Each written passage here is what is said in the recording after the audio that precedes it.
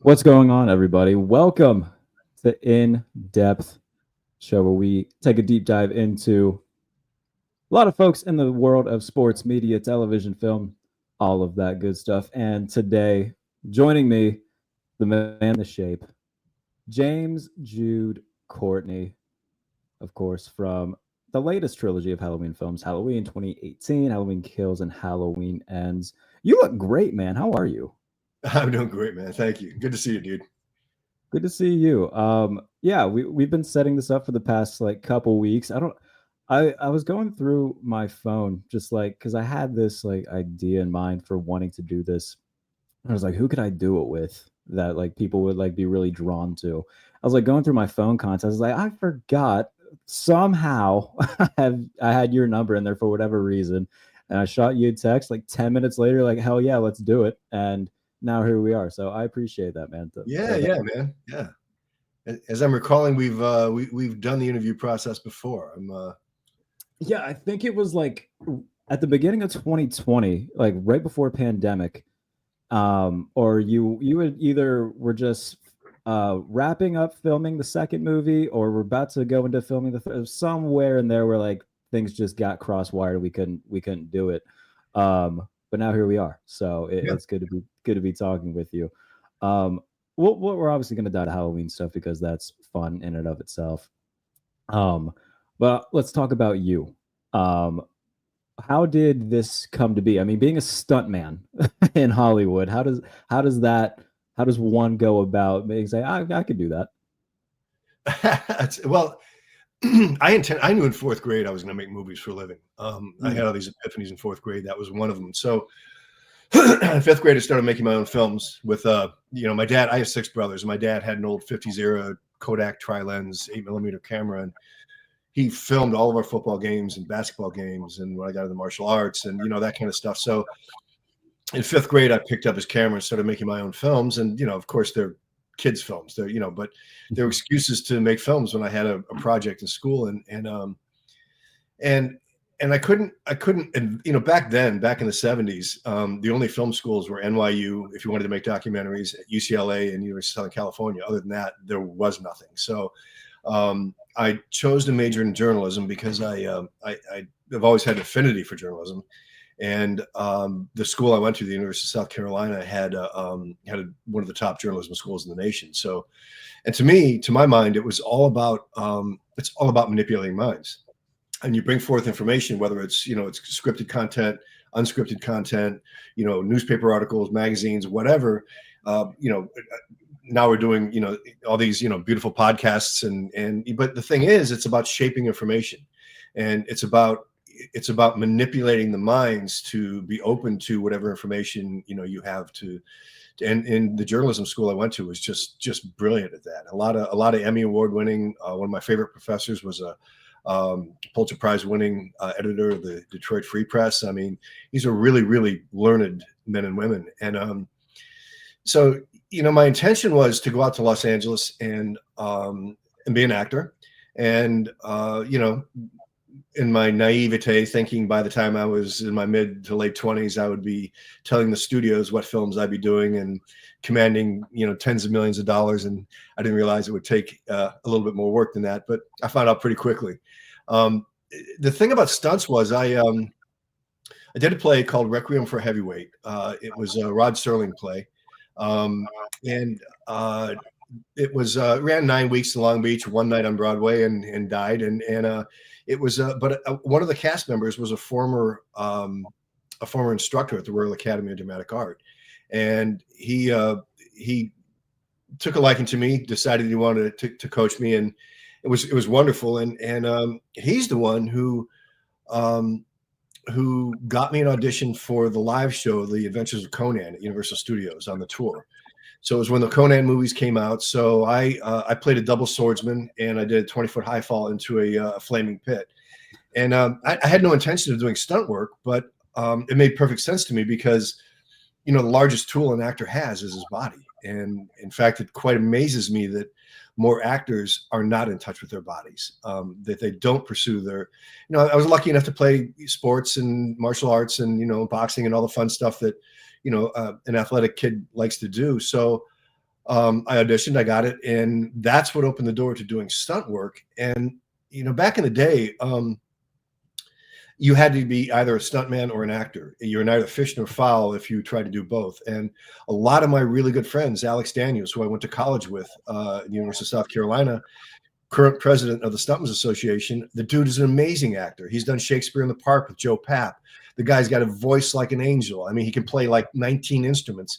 But he and a lot of my friends cut out the acting, cut out all that artistic aspect of themselves, and focused primarily on stunts, because a casting coordinator would, casting director would say, he's just a stuntman who could say a few lines, or a stunt coordinator would say, he's just an actor who thinks he can do stunts. And so it was really kind of difficult. But for me, it was about learning and growing and expanding my repertoire, like putting more tools in my toolbox. So it might have cost me a few dollars along the way, but the knowledge I gained and the times I had and the people I learned from and got to work with were just stellar. So when it happened, by the time the Halloween films came around, I had gotten to the point where I just not into auditioning anymore.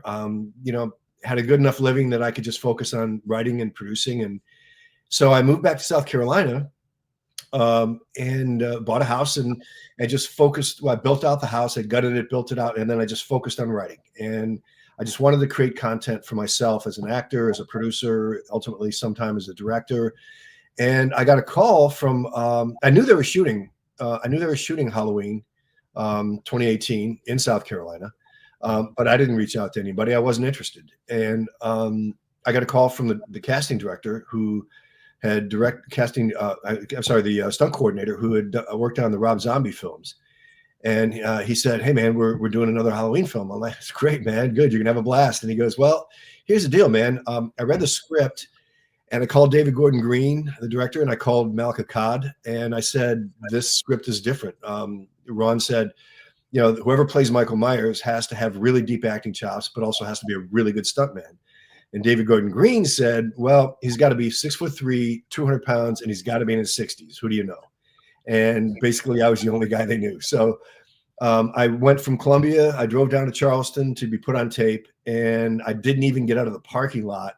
I got a call from Blumhouse in California. Initially, they thought I was living in California still. They thought they were going to have to fly me out to meet David Green. But they called me and said, "Hey, are you available these dates?" And I was, yeah, whatever. So I get on the freeway. I didn't even get to the freeway, and I get a call from Blumhouse again, and they said, "David wants to meet you. Can you come back?" And allegedly, they tell me that after they saw me, that they just said, "This told everybody to go home," because it was done. They got their guy. I would say that they got their guy. So South Carolina, is that where you grew up at, or was there somewhere else that you had originated? No, I was born in Cleveland, Ohio. Okay. And it was kind of a tough move, because I went to a school there where my Uncle John played football, and he was on his way to playing for Notre Dame back in the day, and he was a running back and gave a leg and spun and turned his leg backwards, and they had to amputate. And so I had a personal, and he was my godfather as well. So I had a personal focus on playing for that high school in Cleveland. And I was undersized at that time. I knew, my dad told me I would hit my growth spurt in 10th grade. And at the end of 10th grade, I did. But we moved out just as I was getting to the place and earned the respects of the varsity basketball coach and the varsity football coach. And my football career, it was really sad, because we moved down to South Carolina. A coach who'd won 5 state championships down here recruited my dad. I've got 6 brothers. He's a big man. We were all going to be big guys. We were all playing ball. And Coach Mooney Player was like, "Well, one of them's got to be good, man. Move down here, move into my neighborhood." And right when we got there, he left. And I didn't get along with the coaches. And then I didn't understand. I understand it now that, so I picked up a guitar and a bass guitar, and I played in a band, and I did theater, and I did the things that are really added more tools to my toolbox as an actor and as a stuntman. So moving down south was great for our family, great for me. And as soon as I graduated from college, man, my brother and I and a buddy toured the United States on motorcycles, and I went right to work at Universal Studios as a tour guide. What was the first movie you remember having some sort of role on, whether it be an acting part or a stunt part? Oh, dude, my first film. Well, okay, so I did the first thing I did was a student film, University of Southern California student film for Zaloom Mayfield, George Les Zaloom and George Mayfield, or George Zaloom. Anyways, they ended up being Steven Spielberg's documentarians for like 20 years. It was amazing. I mean, it's a rich kid's school, dude. They had equipment that major feature players weren't using. I mean, back then they had video assist. Nobody had video assist. They had Chapman cranes. They had lenses for days, and it was a great experience. These guys were really good, clearly. And one night while we're shooting, actually, a PA came running in. Oh my God! Someone broke into the camera truck. Some dude on a pair of skates had stolen a lens box, and those lenses are expensive, man. And so he's skating away with the lenses. So I saw him skating down to the hedges, and in the USC's campus, there's a hedge maze, and so I saw him cut into the hedge maze. He didn't see me, so I hurdled about 4 hedges and did a flying dive, and I tackled him, dude, and I kind of reminded him that he shouldn't move, and then I pinned him, and cops came and arrested him, and so that was my first filmmaking experience. So it was a lot of fun, man. And then from then on out, you're like, actually, if I can do this just on camera, then And we'll get make paid a little for career out of this. it. Yeah. And then my first feature was a film called Freeway Maniac, and it was Paul Winters, who is still a very good friend of mine. Gayan Wilson was involved. He's the Playboy comic. None of us knew what we were doing, but I think it made a couple of all-time top 10 worst films lists, but they left me alone mercifully. Paul and I still laugh about it. But it was my first feature film, and I'm still friends with several of the people that I made that film with, and really, I mean, I did wait on tables, do a little bouncing in clubs and that kind of, but that was only for a few years. I mean, I got lucky and I hit pretty quickly. So what year was that when that took place? Let's see, 81, 82 would have been 82. I went out in 81, so probably 82 or so is when I did the student film. We started the Freeway Maniac. We started that about 83 or 84, but we didn't have the money to finish it, so we finished it around 86. And in between, I was picking up, little industrials and little short subject films, and that's when I did the play, Requiem for Heavyweight, and got my first agent, and everything just started rolling, and I didn't, I'm not a nepo baby, man. I had no idea what I was doing. I was learning on the fly, bro. How often and how many plays did you act in at the time? I only did a few. I honor and super appreciate theater, but that's not why I do what I do. I like film. I like the immediacy of film. I like the challenge of having to do something over and over and over and over again and not lose focus.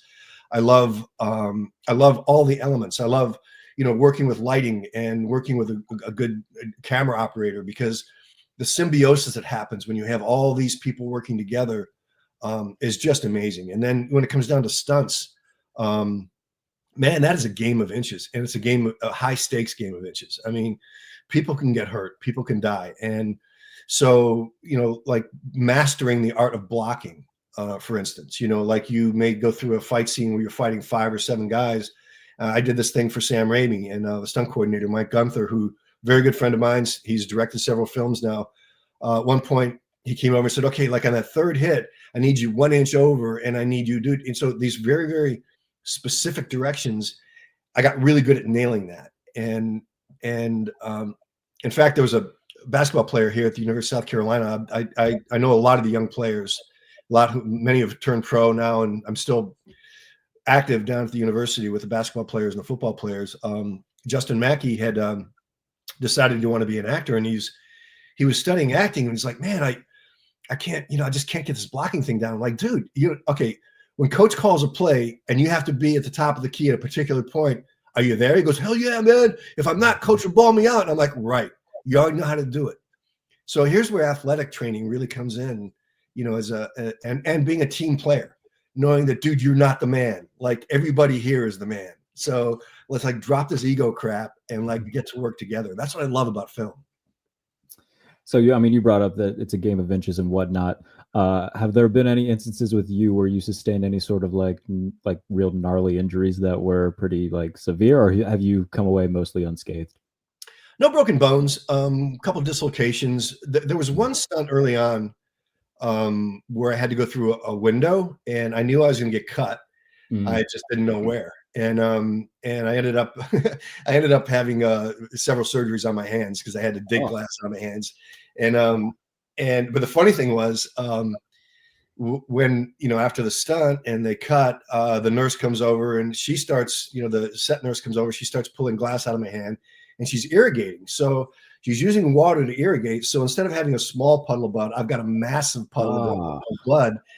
So the lead actor walks over, he sees all the blood and he faints. Oh my gosh. So she had to leave me bleeding to go put salt under the dude's nose and wake him up. But I've been very lucky. A few concussions. In fact, I think of the last 3 Halloween films, I logged bruised ribs, a hematoma, a concussion. No, 2 hematomas and a concussion. So I mean, it's brutal.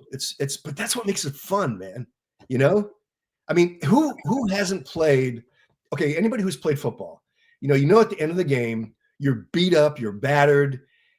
But if you freaking won, oh man. And even if you lost, damn it, you gave it your all, So you brought up the first film that you did, Freeway Maniac, having all these nominations for like worst film or whatever. What was the first like big one, like big name movie or the biggest one prior to the Halloween movies that you did work for?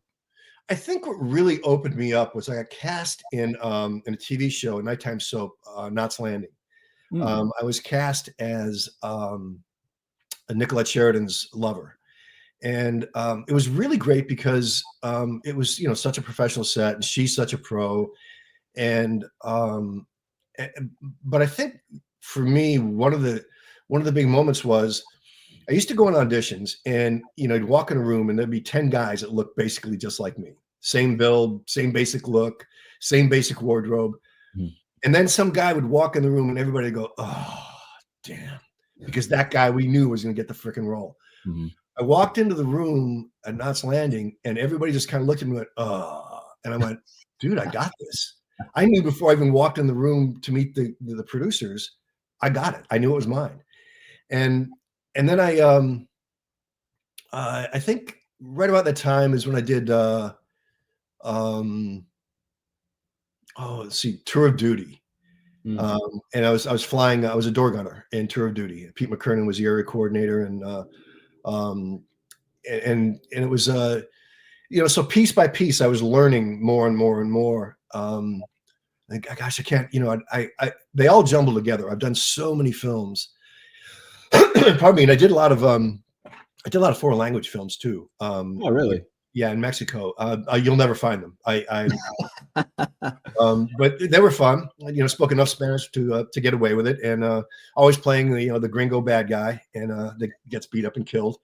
But all those were really important for me too, because those were low budget films, and we were doing 70, 80 setups a day, which is a lot. And so you only got 2 or 3 takes, and then you had to move on. So you really had to nail your stuff. So for me, working in that environment really taught me a lot about filmmaking. And then, then I was lucky enough to work on films like Far and Away with Tom Cruise, and, worked several months on that. And I was played a bare knuckle fighter. And When a Man Loves a Woman, Andy Garcia and Meg Ryan, which was Andy Garcia, one of the most gracious human beings. Tom Cruise as well. I mean, just so, the benefit of working with these really generous actors, and the stunt coordinators I worked with were all Kerry Russell was one of my favorite. He, if you remember Apocalypse Now, he was one of he was one of the surfers. You're like, yeah, kid, you want to surf? You want to? So he was one of the surfers, and he was discovered in South Africa surfing. And Kerry hired me for several things, but one of the wonderful things he did for me was Babylon 5, and my IMDb doesn't even, you can't get those people to straighten shit out. But I worked on so many of those because I stunt doubled the human who was the Jerry Doyle, who was the head of security on Babylon 5. So I was in a fight every week, but because I was playing a human, I could be an alien as well. So they would put on prosthetics and makeup, and I would play two characters at once. And Oh, wow. so it was just a ton of fun, man. So you talk about actors having that audible groan when they see the perfect guy walk in. You brought up being cast for Michael. Was there any semblance of that, or were you just like the guy for that? Yeah, it came down to movement. It came down to movement, and the way I move is so particular. With that, I had used that frame of movement once before when I played in Der Kinderstod in Buffy the Vampire Slayer. So, but I didn't really correlate that. For instance, in Halloween Kills, they wanted to do flashback, and there's a couple of scenes where they have a flashback. David's a purist, so he didn't want me playing myself 20 years younger. He wanted somebody 20 years younger. Sure. And so they looked at over 200 people to find somebody who moved the way I move, and they couldn't find anybody. And I certainly wasn't going to tell anybody. But it turns out that Aaron Armstrong, who was the stunt coordinator on that show, of the many martial arts he's practiced, Aikido was one of them. And Aikido, I studied a combination of Aikido and Kali for many, many years with two different senseis. And so the very particular movement, your feet don't leave the ground in Aikido. It's very circular, it's very flowing. And so when Aaron told me, look, they're having trouble, they want me to do it, what do you think? Let's work together. So I was like, dude, you've done Aikido. I mean, and we did a couple of Aikido things. I went, this is it. This is it, bro. And he nailed it. He just freaking nailed it. He did a terrific job at that. Yeah, he did, man. And the guy is such a talented, I mean, he's going to be a big time director someday. I mean, he's just such a multi-talented guy. So when the first movie, this newest trilogy, comes out, was it known in advance that John Carpenter was going to be part of it, or is that something that you found out like during the process of like the casting and putting everything together? Well, I knew once I met David, and because I just nailed the role. What I learned a whole lot, and one of them was everything had to be done, had to be given blessing by John Carpenter, everything. And so John was an integral part. He was I met him a couple of times on 2018. We've chatted over the years, but he definitely was the godfather, but not actively involved in anything except the music. Gotcha.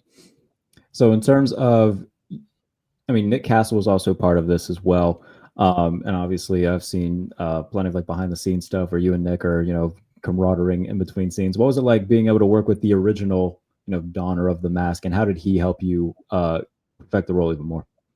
Well, he didn't. I met him 3 weeks in to shooting 2018. He and I have never talked about the character ever. Not really? Once. And we're very close friends. I mean, if people follow me on social media, you'll see that we travel together. I mean, we hang out together. We talk on the phone all the time. He and his wife and Sarah and I are always just like texting back and forth. And we've got a bunch of running jokes. He's a very funny guy. What I did, though, is a great old character actor named Ted Knight.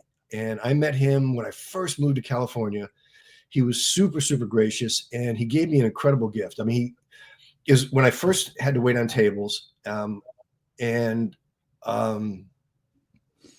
it was before I got cast in Conan, after I stopped being a tour guide, and I only did that for a short while. But I was a waiter. It was 4:30. He comes in. He's like a 65-year-old guy with this smoking hot 22-year-old girlfriend, and I'm like, dude, you got it going on, man. What's up with that? And so he goes, hey, so you're an actor, right? I went, yeah. How'd you know? And he goes, well, I can tell, man. I mean, why else are you here? And I was like. So we talked, and he gave me this beautiful gift. He goes, look, if you want to be a great actor, learn to emulate the bartender, emulate the guy walking down the street, emulate your mother, but don't try to move your hands the way they move their hands. Don't try to imitate their voice. Reach inside their soul. And if you can reach inside their soul and grab them, you're naturally going to do everything the way they do it. You're going to be. And so I use that technique often, just to build characters. but when I got the call to go down to Charleston to be put on tape, I watched the Halloween 1978 one time. And there's one scene where Nick Castle is walking camera left to camera right in the in a backyard and on the grass. And I went, I got it. I got it. I didn't even know what I got, but I got it. So basically, when I went down to be put on camera, and it was all about movement. It was all about, well, you know, it was all about my stunt experience and my acting experience and psychological, emotional work. I've done a lot of plant medicine, so there's been a lot of dark places I've gone to, and you know, purposely.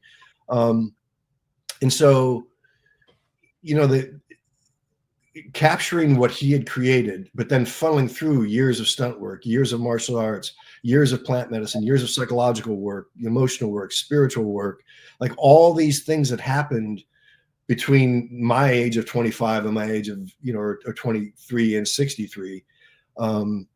And so it was just a natural sort of culmination of all the things that I've done in my career and as a human being that brought that together. Nick and I, all we did was start cutting up and drink too much water.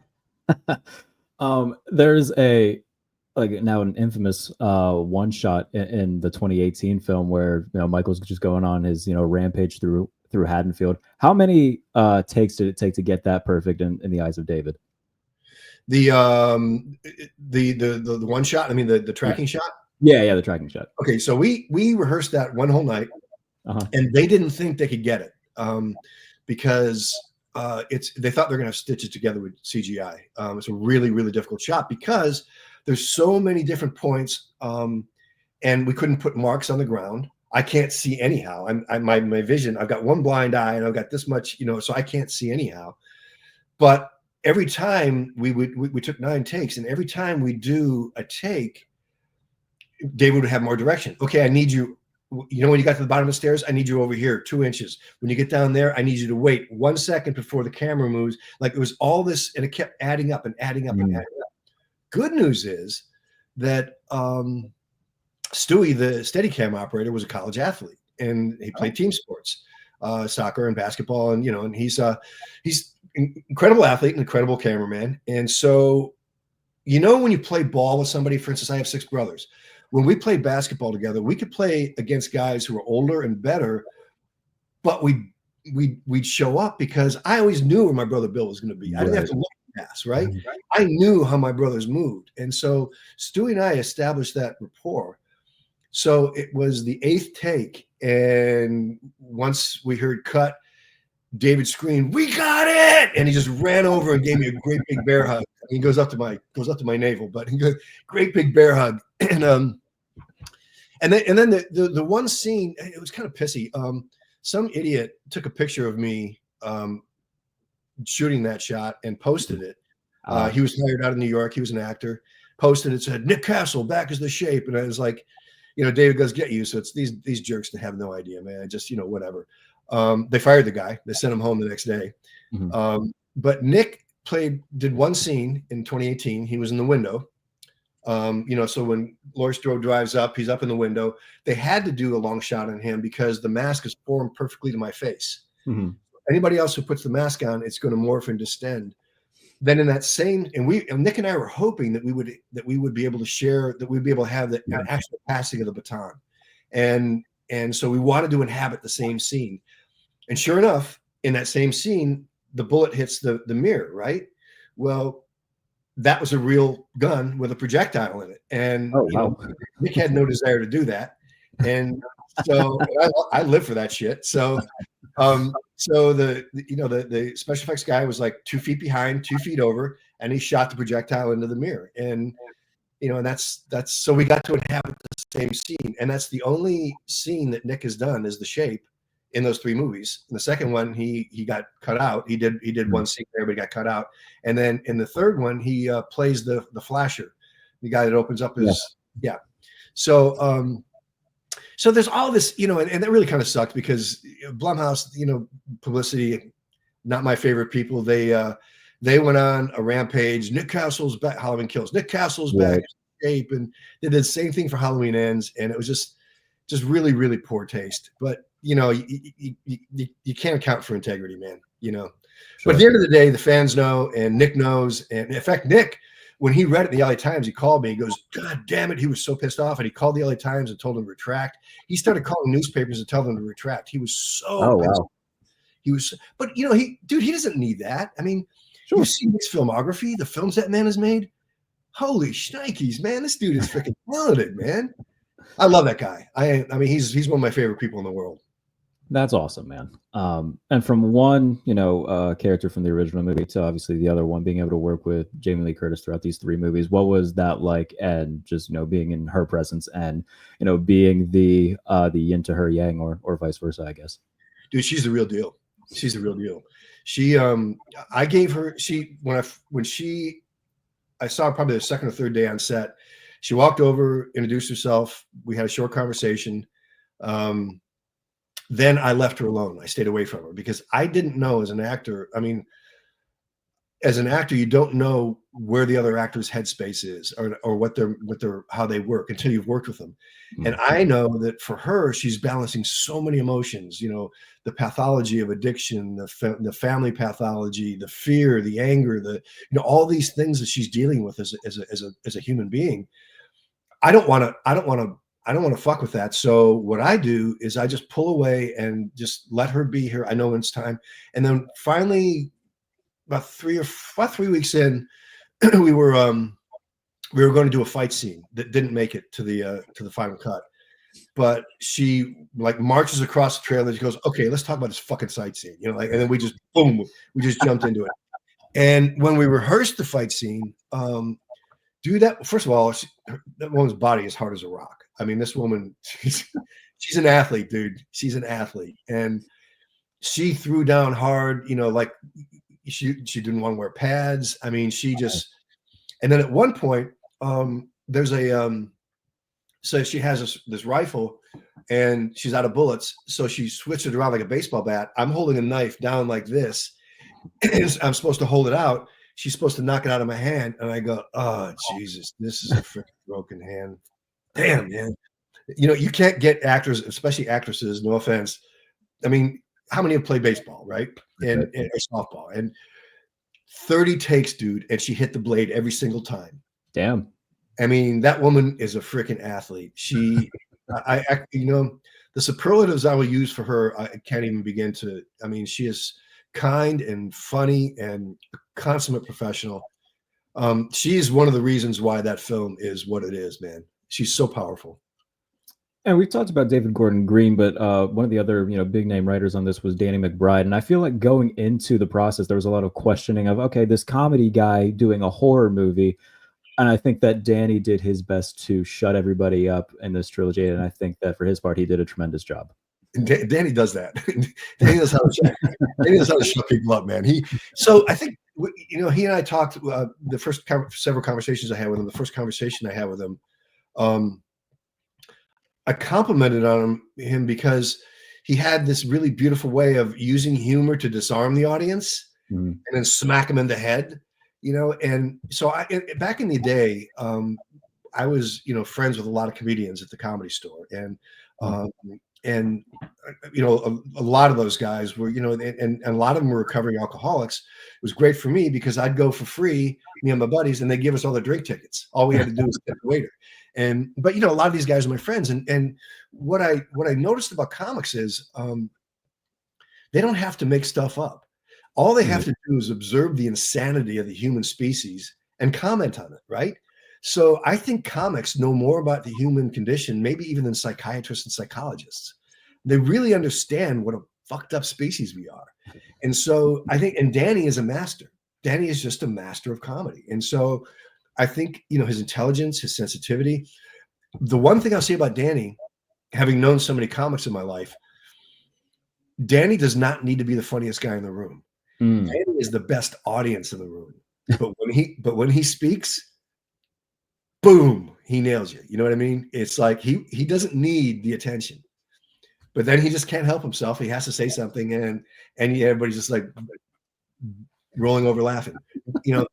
Those guys, and they had additional writers along the way for Kills and Ends, and all those guys work so well together. But that's a big tribute to David Gordon Green as well. David and Danny I mean, it all starts at the top, and those guys, first of all, their integrity, their loyalty, their honesty. Go figure in the movie business.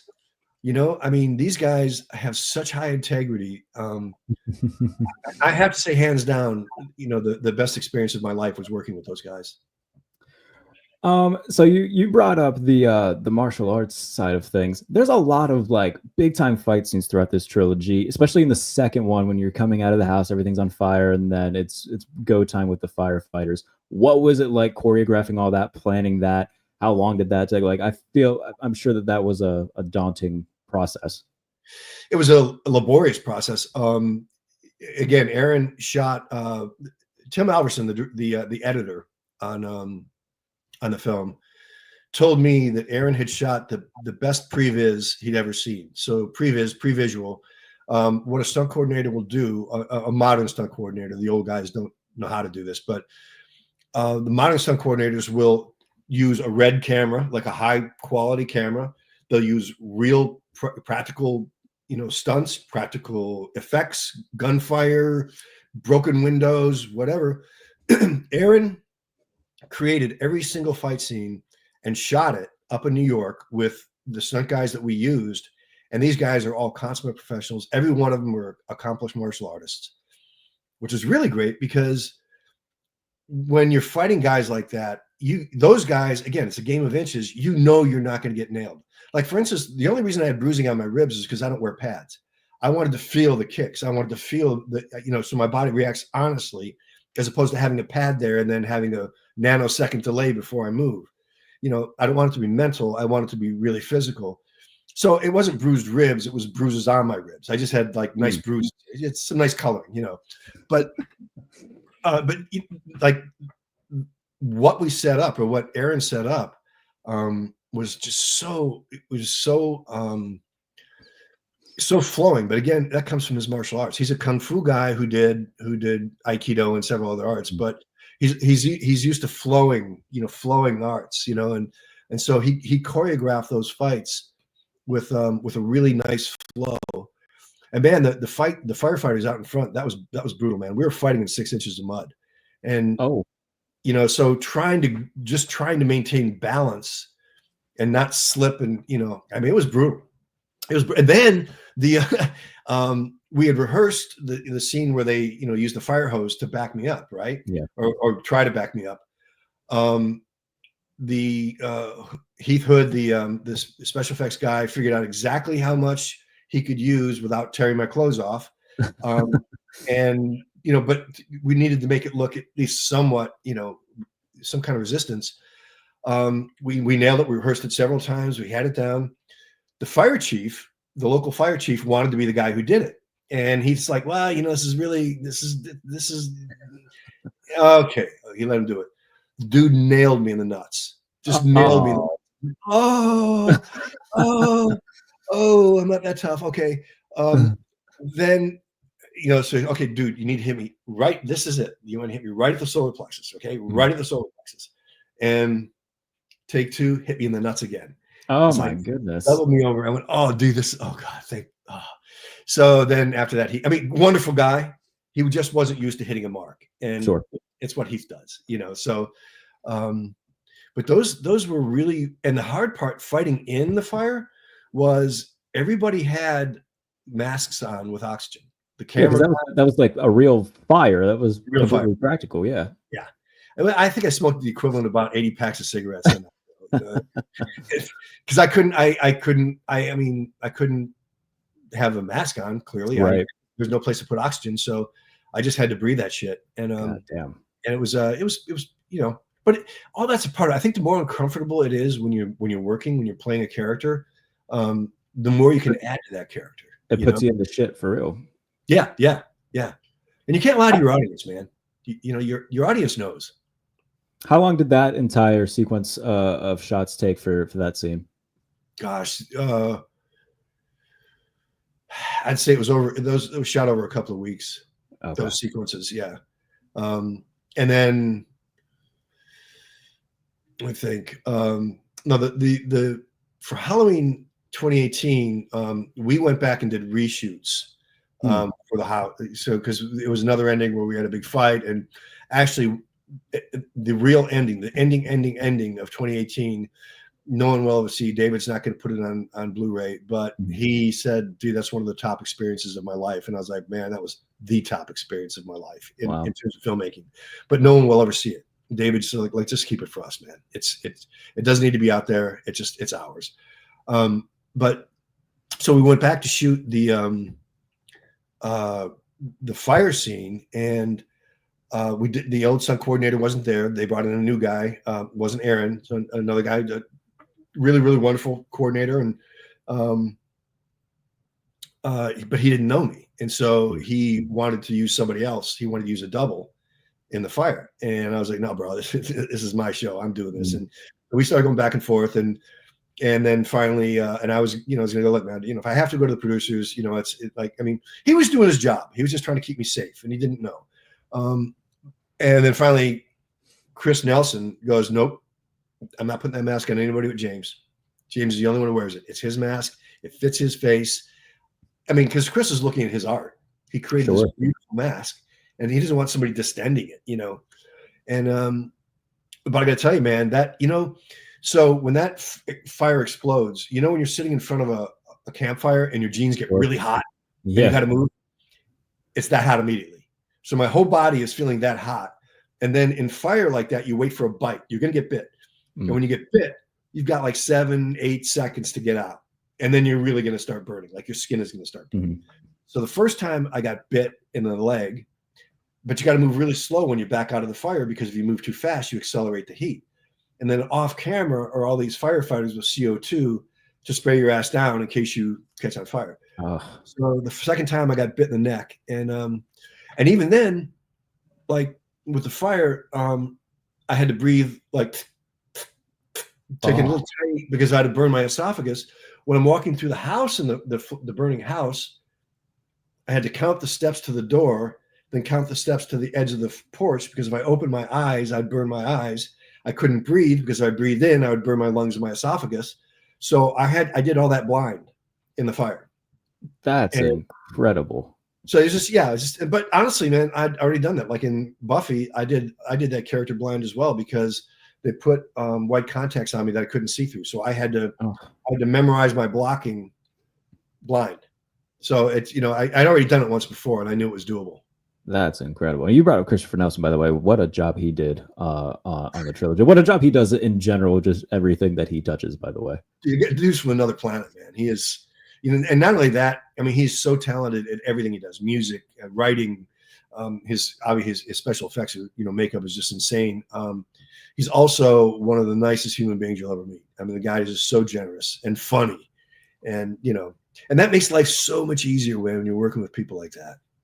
He, I recently saw he was doing something for the Ice Nine Kills music video that they did for the newest Terrifier movie, and they did like a behind the scenes thing, and he just, it's everything that you just said to check out about him for who he is as a human. So, did you have any say in what the masks looked like, or how it, what it was going to be like on you, or was that purely just David, Chris, and everybody like on the production staff? Well, the first two were David and Chris, but when I got there for Kills, we started talking about ends, and Chris and I mean, I think it was actually I who really what it was. I mean, being selfish, like I have a little growth of hair here. I don't like hair, so I like shape, right? And I didn't want to have a beard again. I just didn't. I hate beards. It makes me feel so. I just want to rip my face off. I can't stand wearing a beard, and so I was just thinking, like, how do I get out of this? How the fuck do I get out of this?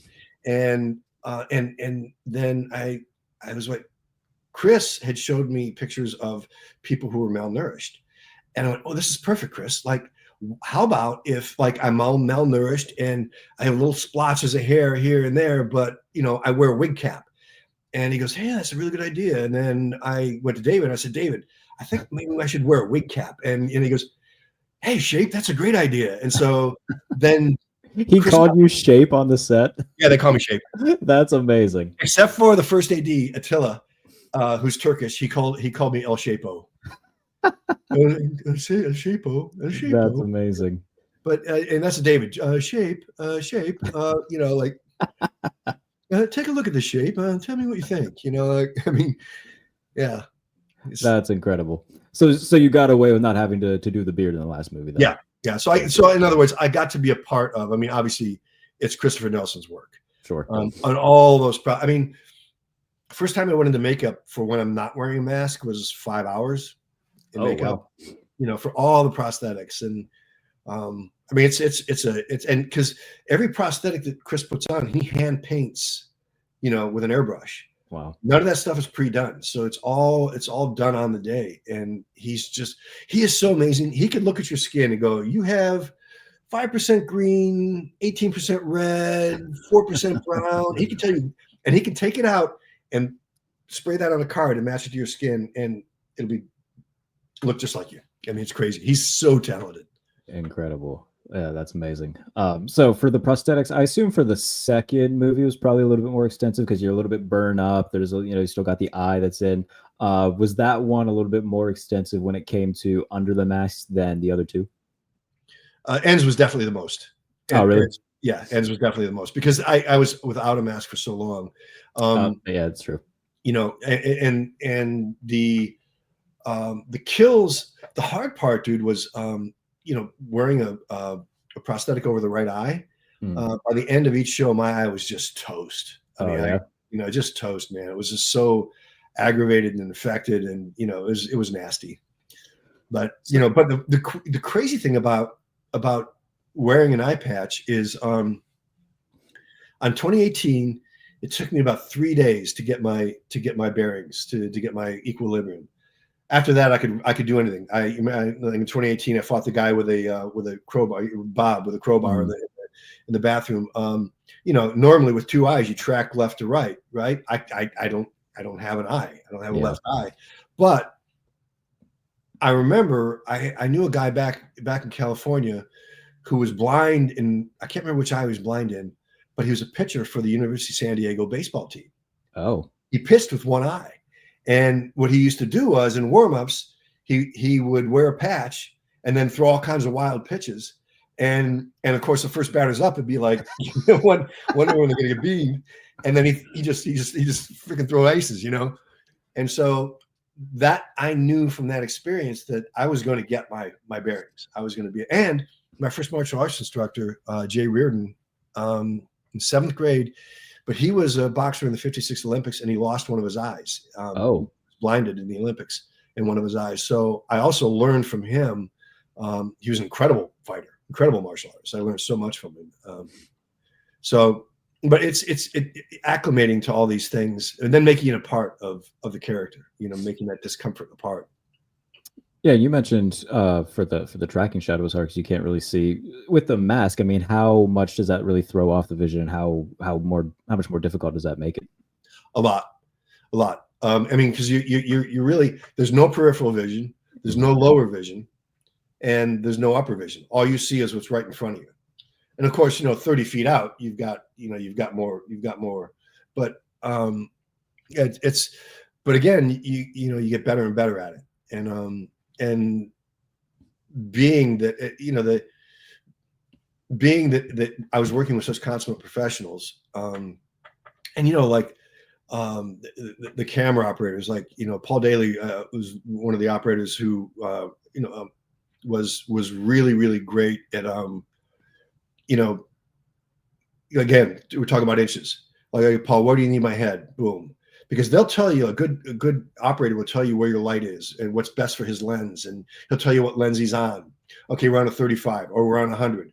Okay, then I know what the frame is. Now, for instance, in the scene where I'm killing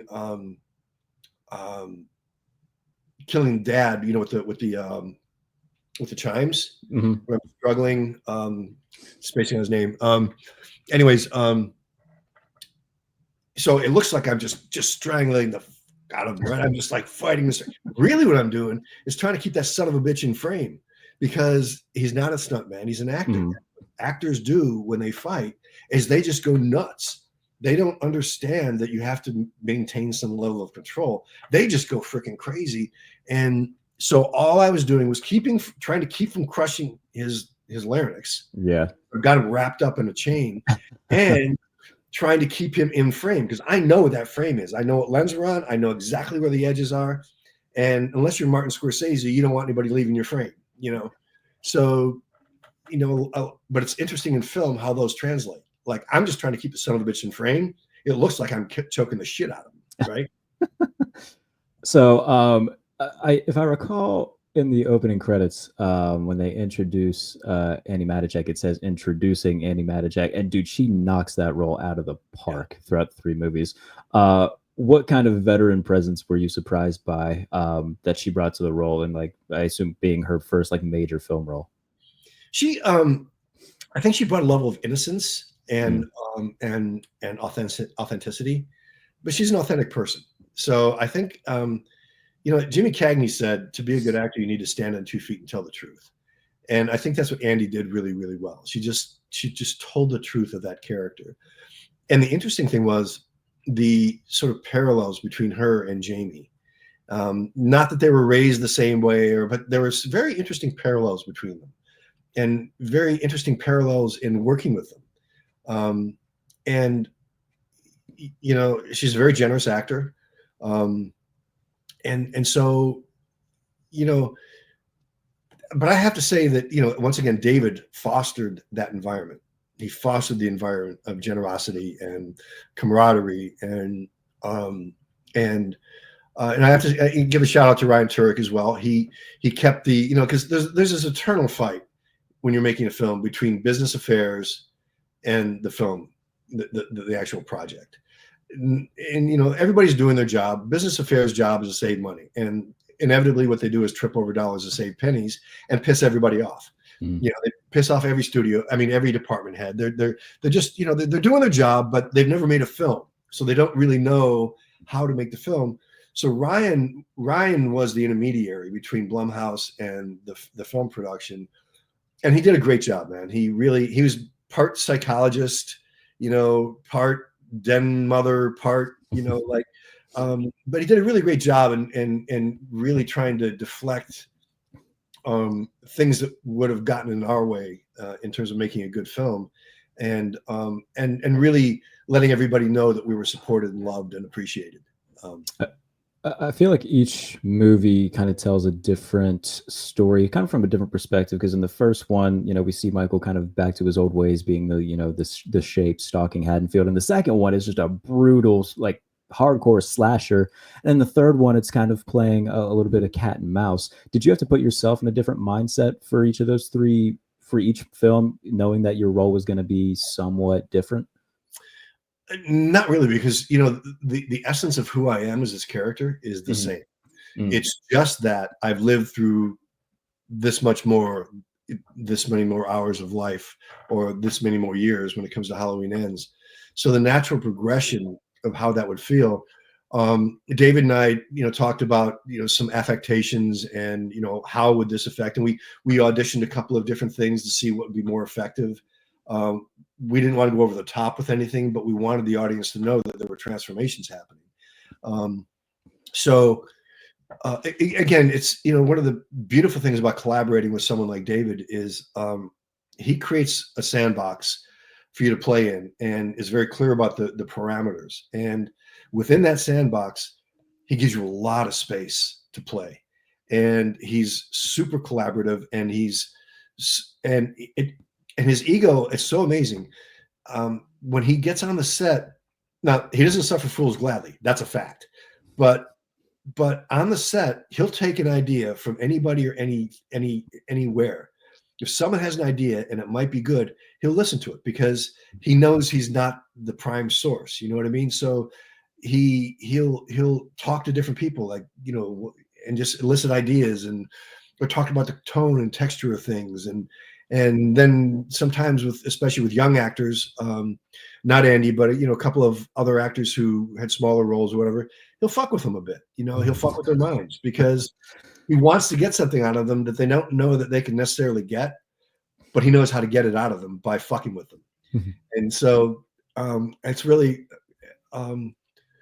yeah, I mean, the experience of it with him. And the one thing I know about David is he is not going to cast somebody unless they're, you know, they're right for the role.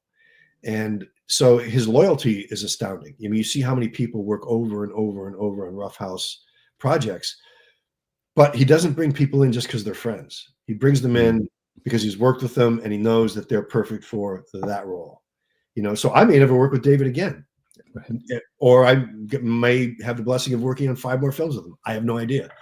And you know, and I'm grateful for the just for the experience of working with such a talented guy, and everybody, like you said, Andy was amazing. Um, everybody. So for the third movie, obviously the Corey character is brought in, but when he dons the mask, is that actually him doing it, or is that still you that's doing all the stuff on camera?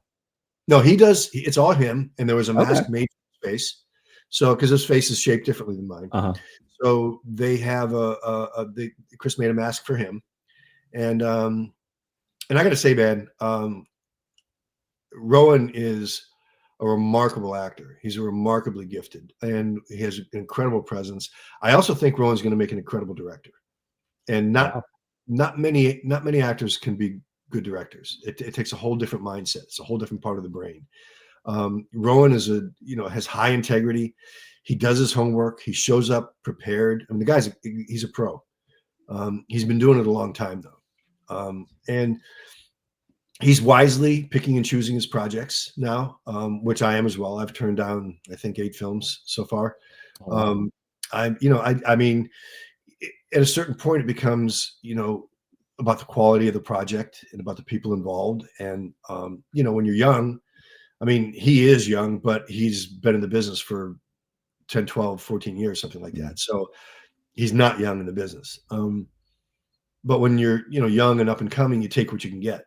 But at a certain point, when you're financially stable enough and you understand what the world looks like, then we're afforded the opportunity to pick and choose what we want. And unless you're just desperate, and I'm not, and neither is he. And he and David became very, very good friends. They have a lot in common. There are a lot of similarities between Rowan Campbell and David Gordon Green. There's another young actor that you worked with, and in the second movie, the brutal death scene to Cameron. I did want to know the ins and outs of that, because slamming this poor lad into, the banisters on staircases. What was that like, in terms of making that scene in particular? Because I think in terms of all of the scenes throughout the trilogy, that's definitely amongst the most brutal. Well, okay, so when people ask what my favorite kill is, I give favorite kills for each movie or each, Okay. and the Cameron kill is my favorite kill from that movie. There you go. That dude, another one, guy's gonna be a big star. I mean, he's just his star meter is just rising. It's just rising. He, again, consummate professional. He has so much going on inside of him. He's such a pro.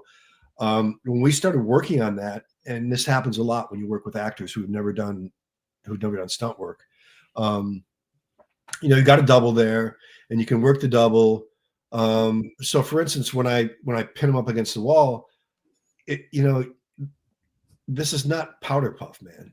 Like you can't fake that stuff. So I got to put his ass up against the wall. Now, I'm not going to do it the way I really would if I was really going to kill him as James Jude Courtney killing this. You know what I mean? But I've got 70% of that there. It's got to sell. Right. And he was a real trooper, man. He wasn't sure at first, but he jumped in and dude, he just sold it. And but the important thing is he maintained all that emotional,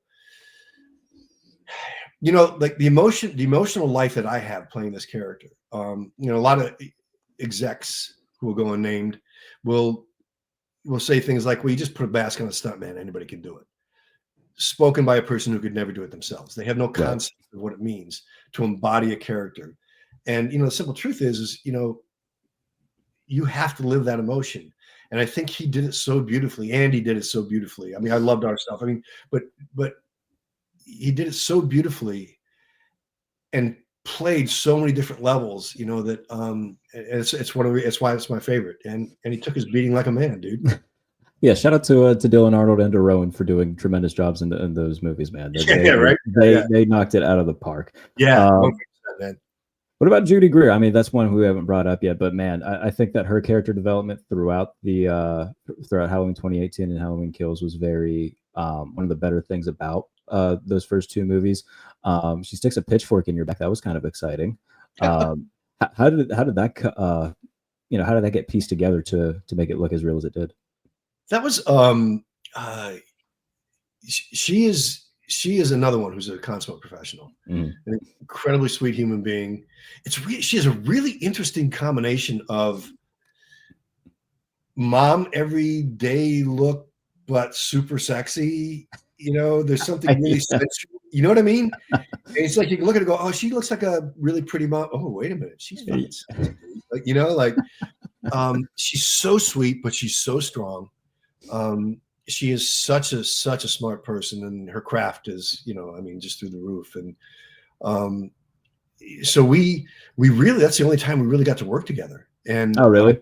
yeah, and so we did a little bit in the basement scene, with Yeah. the but that wasn't as intimate as our stuff. When we got to do our stuff together, that was because you really you sort of bare your soul, you open your heart, you really have to meld with that person. She was actually doing. There was a stunt woman who was a newbie, who was brought in to double her, and Judy was actually better at. I felt safer working with Judy. If I got my face on a step and I get a boot to the back of my head and I get a stab with a, that's a recipe for some really bad stuff to happen there. So you have to be really controlled. And she, once again, like just like Dylan, just like Bob in the bathroom scenes in 2018, really controlled. But more importantly, the emotion that she was exhibiting is just so powerful. You could cut it with a knife. And of course, a psychopath's going to feed off that, So my psychopathic personality, that part of me that I allowed to exist in that space, is real. It's real. I know what it feels like to be a psychopath, man. And it's I just happen to have the technique to get myself in and out of it. In fact, David Gordon Green told me when we were working in 2018, he'd only worked with one other actor who could go as deep and dark as I was going. And that gentleman ended up in a psych ward for 2 months. He had a psychotic break. Oh. I mean, it's real. I mean, that you can't fake it. And so having the techniques, to protect myself, to breathe it into me, to breathe it out, which is most important, but then when I'm in that space, feeding off the energies of the people that I'm working with, which is very real. These are really good actors. I think the scene at the very end of Kills, where the entire town's gathered around and it just becomes a full on battle. You kind of get another baton passed to you with the one good scare line. I think that's one that sticks out to me, is like that's what this movie was kind of all about, is service to the fans who have been fans of the franchise for a long time, but also bringing in new ones and new ideas to the franchise, to the character. And I thought that was a really cool scene and a really cool idea. Yeah, I think that's what I think it's the beauty of what David and Danny and those guys brought to it, and David is always wanting to explore. You know what I mean? He's also someone who's a fan of plant medicine, and so like when you get a number of people who are interested in mind exploration and emotionally exploring, like exploring the universe we live in and pushing the boundaries, getting a little bit further than what feels comfortable, that's when that kind of magic happens. But you have to have a steady hand, and David has an incredibly steady hand. Dude, I can't say enough about him. I mean, the man is, and all of us, I'm going to tell you right now, man, everybody who's worked on those shows will tell you the exact same thing. So the rights to the franchise have been sold. Is there any chance that we would see you don the mask once again, or are you putting a bow on it at 3? I'm putting a bow on it. I mean, it's, as I understand it, they're doing a television thing. Yeah. Malika Cod will always have control. So, I don't know. I mean, I do know who they made the deal with, and I know some of the parameters of the deal, that kind of stuff, but definitely not involved in this. In the future, if if it were a director that I respected, and if it were, like I knew going in who David Gordon Green was. I knew who Danny McBride was, so I have great respect for Malik Akkad and Ryan Freeman over at Trancas. They own the franchise. And Malik has been very diligent, because of the trauma that he went through with his dad and his, his siblings, and so he guards that jealously, and he should. That's why you'll never see a Freddie versus Michael or a Jason versus Michael. He will never dilute that water, and I appreciate him for that. And they're, again, they're really good guys. So if they, and Malik is the guy who gets to say who plays Michael Myers, period. Like, there are other people who would tell you, yeah, I was supposed to play Michael Myers. No, and I know who those guys are, and no, because Malik Akkad said not a chance. And so the thing is, Malik is the guy who has to be won over. But of course, first you want your director to get his guy and that whole thing. Sure. So if it was an interesting script and an interesting director, yeah, and the dollar signs are there. You know what I mean? Sure. Yeah, there have to be zeros. Well, my friend, I can't thank you enough for this. I'm not going to pat myself on the back or anything like that, but being able to do, what I do for a living in terms of, being able to talk to athletes and everything like that. I've done a lot of cool stuff. This is by far the thing I've looked forward to the most in quite some time to do. I can't thank you enough for doing this. I look forward to putting it out and everybody appreciating it. And I also have to show you how big of a nerd I am, but I carry it every day. That's awesome, man. That's awesome, brother. So just know that of anything that I've done, this is by far the one I was the most psyched about, and I can't thank you enough for doing it, man. So brother, Jared, I'm really glad we got to do this, man, and you're good at this, man. It really, having been a journalism major, broadcasting journalism major at that, I really love the free flow of, and when someone's good at it like you are, it just makes it so much easier. It's so much fun, man. So I appreciate that, man. No, thank you for that. So I look forward to everybody seeing this when they do. I look forward to talking more in the future. Everybody, thank you so much for tuning in, whether you are listening to this podcast, watching on YouTube, whatever you may be doing it. Be sure to do all that fun YouTube and podcast stuff, like, subscribe, leave a review, and all of that. See you next time on In Depth.